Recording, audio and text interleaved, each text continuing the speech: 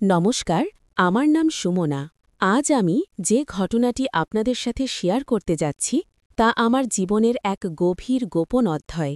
হয়তো সমাজ আমাকে খারাপ বলবে, হয়তো আপনারা আমাকে ধিক্কার দেবেন, কিন্তু বিশ্বাস করুন, পরিস্থিতির শিকার না হলে কোনো নারীই চায় না তার সাজানো সংসার এভাবে তাসের ঘরের মতো নড়বড়ে হয়ে যাক।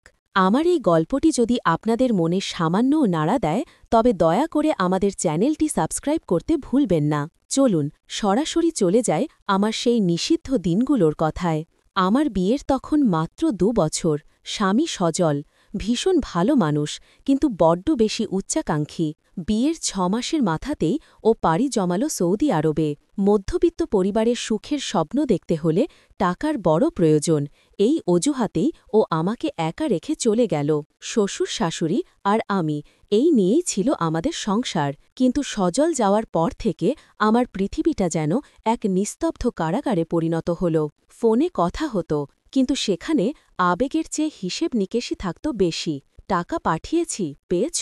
বাবার ওষুধ কেনা হয়েছে? এই সব প্রশ্নের ভিড়ে তুমি কেমন আছো বা তোমায় খুব মনে পড়ছে, এই কথাগুলো হারিয়ে গিয়েছিল। সেই সময় আমাদের বাড়িতে এসে উঠল সজলের দূর সম্পর্কের এক ভাই, রিয়াজ। ভার্সিটিতে পড়ে, দেখতে সুঠাম এবং বেশ চটপটে। রিয়াজ আমাদের বাড়ির নিচতলার একটা ঘরে থাকত। শাশুড়িমা বয়স্ক মানুষ, তার দেখাশোনা বা বাজারের ভারী ব্যাগ টানা এসব কাজে রিয়াজ খুব সাহায্য করত।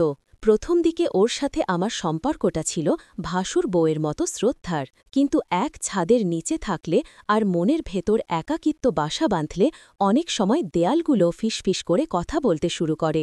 ঘটনার শুরু এক বর্ষার দুপুরে। বাড়িতে আমি আর রিয়াজ ছাড়া কেউ ছিল না। শ্বশুর শাশুড়ি গেছিলেন আত্মীয়ের বাড়ি। মুষলধারে বৃষ্টি হচ্ছিল, কারেন্ট ছিল না, পুরো বাড়িটা এক অদ্ভুত অন্ধকারে ডুবেছিল। আমি রান্নাঘরে খিচুড়ি বসাচ্ছিলাম। হঠাৎ জানলার ঝাপটা বন্ধ করতে গিয়ে দেখলাম রিয়াজ কাকভেজা হয়ে বাইক নিয়ে গেট দিয়ে ঢুকছে।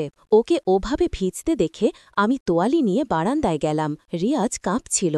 আমি তোয়ালিটা এগিয়ে দিয়ে বললাম, এতটা ভিজলে কেন ভাই? জ্বর আসবে তো। রিয়াজ ভেজা চুলে আমার দিকে তাকালো। সেই তাকানোটা অন্য দিনের মতো ছিল না। বৃষ্টির জলের ফোঁটা ওর চোখের পাপড়ি বেয়ে গড়িয়ে পড়ছিল। ও হাসল, এক অদ্ভুত বাঁকা হাসি। বলল, বৌদি, জ্বর এলে তো ভালোই, অন্তত কেউ তো সেবা করার জন্য কপালে হাতটা রাখবে। সজল ভাই তো নেই, তোমার হাতটাই না হয় ভরসা। ওর কথার ইঙ্গিতটা আমি বুঝতে পারলাম, কিন্তু না বাধার ভান করে চোখ নামিয়ে নিলাম। কিন্তু আমার বুকের ভেতরটা কেমন যেন ধক করে উঠল। স্বামীর স্পর্শ ছাড়া দীর্ঘদিন কাটানো একটা শরীর খুব সহজেই দুর্বল হয়ে পড়ে, তা আমি সেদিন অনুভব করলাম। দিনগুলো এভাবেই কাটছিল। রিয়াজ প্রায়ই কারণে অকারণে আমার সাথে কলা করতে আসত। কখনো রান্নার প্রশংসা, কখনো বা আমার শাড়ির রঙের প্রশংসা। আমি বুঝতে পারছিলাম ও আমার প্রতি আকৃষ্ট হচ্ছে, আর আমিও যেন নিজের অজান্তেই সেই আকর্ষণের জালে জড়িয়ে পড়ছিলাম। একদিন দুপুরের ঘটনা। আমি আমার ঘরে বসে সজলের পুরনো কিছু চিঠি পড়ছিলাম আর কাঁদছিলাম। সজল গত ১ সপ্তাহ ধরে ফোন করেনি। আমার খুব অভিমান হচ্ছিল। এমন সময় রিয়াজ নিঃশব্দে আমার ঘরে ঢুকল। আমার হাতে চিঠি আর চোখে জল দেখে ও দরজাটা আলতো করে ভিড়িয়ে দিল। কাছে এসে আমার পাশে বসল। বিছানাটা একটু দেবে গেল ওর ভারে। আমি চমকে উঠে চোখ মুছলাম। রিয়াজ খুব শান্ত গলায় বলল, বৌদি, যার জন্য কাঁদছ সে কি তোমার এই চোখের জলের মূল্য বোঝে? আমি চুপ করে রইলাম। রিয়াজ আমার হাতটা ধরল। ওর হাতের তালুটা বেশ গরম আর খসখসে। ও বলল, আমি জানি তুমি একা, তোমার এই একাকিত্ব আমাকেও কষ্ট দেয়। সজল ভাই টাকা চেনে, কিন্তু একটা জীবন্ত মানুষের শরীরের ভাষা চেনে না। আমি হাতটা সরিয়ে দিতে চাইলাম, কিন্তু ও ছাড়ল না। উল্টে আমার আঙুলের ফাঁকে নিজের আঙুলগুলো ঢুকিয়ে দিয়ে বলল, আমার একটা কথা রাখবে? আমাকে একটু সুযোগ দাও তোমার কষ্টটা ভোলানোর। আমি ভয় পেয়ে বললাম, রিয়াজ, এটা ঠিক না, তুমি যাও এখান থেকে। রিয়াজ তখন একটু বাঁকা সুরে বলল, বৌদি, পরশু রাতে তুমি যে তোমার প্রাক্তন প্রেমিকের সাথে ফোনে কথা বলছিলে বারান্দায় দাঁড়িয়ে, সেটা কিন্তু আমি রেকর্ড করে রেখেছি। আমার পায়ের তলা থেকে মাটি সরে গেল। হ্যাঁ, একাকিত্বের তাড়নায় আমি আমার কলেজের এক বন্ধুর সাথে কথা বলেছিলাম মাত্র, কিন্তু সেটা যে রিয়াজ শুনে ফেলেছে তা বুঝিনি। আমি ভয়ে ফ্যাকাশে হয়ে গেলাম। বললাম, তুমি কি ব্ল্যাকমেইল করছো আমাকে? রিয়াজ হাসল। সেই হাসিটা এবার আর মিষ্টি লাগল না, বেশ ধূর্ত মনে হল। ও উঠে দাঁড়িয়ে আমার পেছনে এসে দাঁড়াল। আমার কানের কাছে মুখ এনে ফিসফিস করে বলল, না বৌদি, ব্ল্যাকমেইল কেন হবে? আমি তো শুধু একটু আদর চাই। তুমি যদি আমাকে একটু আদর দাও তবে ওই রেকর্ডিং ডিলিট হয়ে যাবে আর সজল ভাইও কিচ্ছু জানবে না। আমার তখন একদিকে সংসার ভাঙার ভয়, অন্যদিকে মনের গভীরের সুপ্ত বাসনা। আমি কিছু বলার আগেই রিয়াজ আমার কাঁধে হাত রাখল। ওর হাতের স্পর্শে আমার শরীরে বিদ্যুতের মতো একটা শিহরণ খেলে গেল।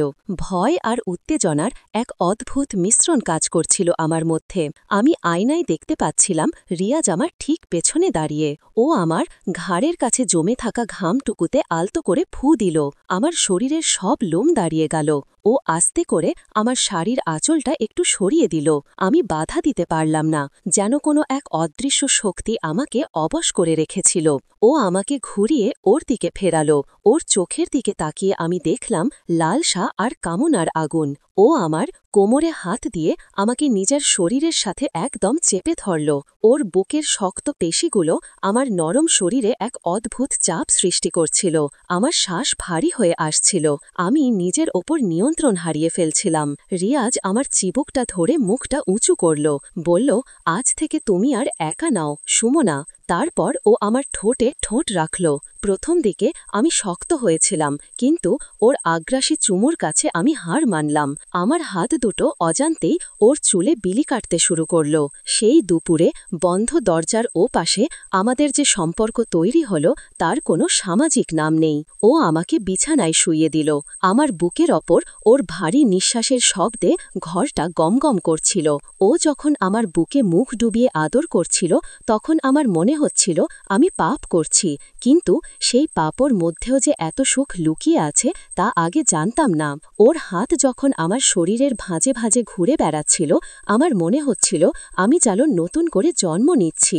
ভয় ছিল, লজ্জা ছিল, কিন্তু রিয়াজের সেই ব্ল্যাকমেল নামের আবতারটা ধীরে ধীরে আমার নেশায় পরিণত হল। ও আমাকে বলেছিল রেকর্ডিং ডিলিট করে দেবে, কিন্তু ওটা ছিল কেবল একটা বাহানা। আসলে ও জানত আমার শরীরের তৃষ্ণা মেটানোর জন্য ওকেই আমার প্রয়োজন। এরপর থেকে যখনই শ্বশুর শাশুড়ি ঘুমাতেন বা বাইরে যেতেন রিয়াজ আমার ঘরে আসত। আমাদের সেই নিষিদ্ধ প্রেম চলত ঘণ্টার পর ঘণ্টা। সজল যখন বিদেশ থেকে ভিডিও কল করত তখন আমার খুব অপরাধ বোধ হতো, কিন্তু ফোন রাখার পরই রিয়াজের কোলে মাথা রেখে আমি সব ভুলে যেতাম। আজ এতদিন পর সজল দেশে ফিরছে। আমি জানি না এই সম্পর্কের ভবিষ্যৎ কি। রিয়াজ এখন আমাকে অধিকার ফলাতে শুরু করেছে। ও বলছে সজল ফিরলেও আমাদের সম্পর্ক থাকবে। আমি এক গভীর অন্ধকারের দিকে এগিয়ে যাচ্ছি, জানি না এর শেষ কোথায়।